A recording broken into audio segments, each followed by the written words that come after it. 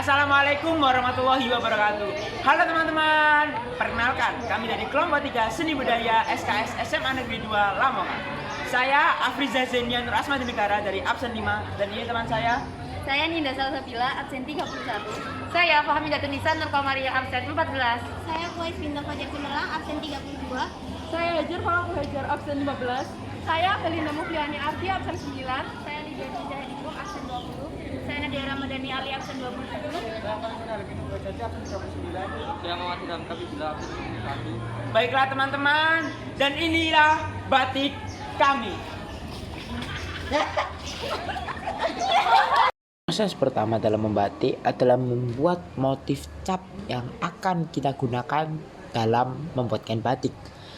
Kami menggambar sketsa pada karton, lalu menjadikan karton sebagai bahan untuk cap batik. Setelah cap jadi, cap dicelupkan ke dalam malam lilin yang panas, ditekan-tekan, lalu diangkat, ditiriskan, dan segera dicapkan ke kain batik putih.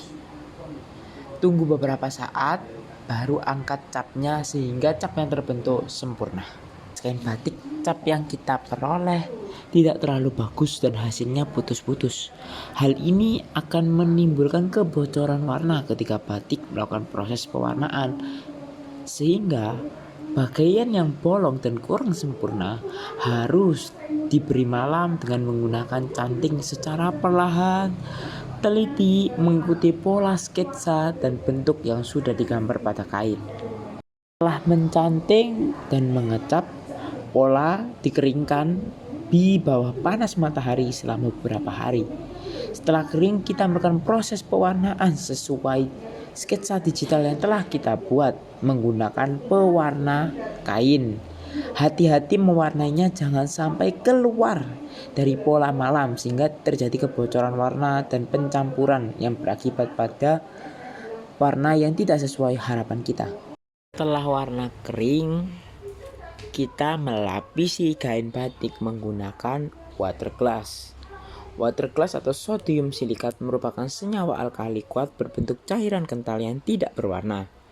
Penggunaan water glass bervariasi, antara lain sebagai bahan pengikat untuk zat-zat pewarna reaktif serta penguat warna batik pada proses fiksasi. Kedua, sebagai stabilisator dalam proses penggelantangan blazing kepada kain dengan hidrogen peroksida. Khusus untuk pembuatan batik dengan bahan pewarna reaktif seperti remasol, water glass dibutuhkan dalam proses yang bernama fiksasi.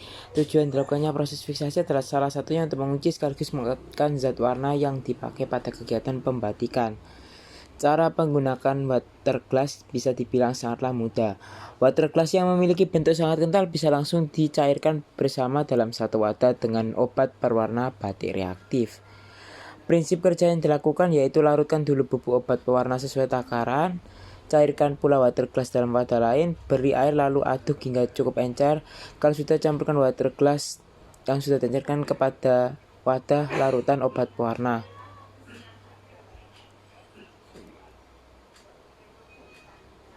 Bisa juga dengan mengaplikasikan water glass. Dan yang terakhir adalah proses melorot. Melorot dalam falsafah Jawa artinya meluruhkan. Dalam proses pembuatan batik, melorot adalah meluruhkan malam pada cetakan yang sebelumnya kita buat dengan cap dan juga canting sehingga batik siap digunakan.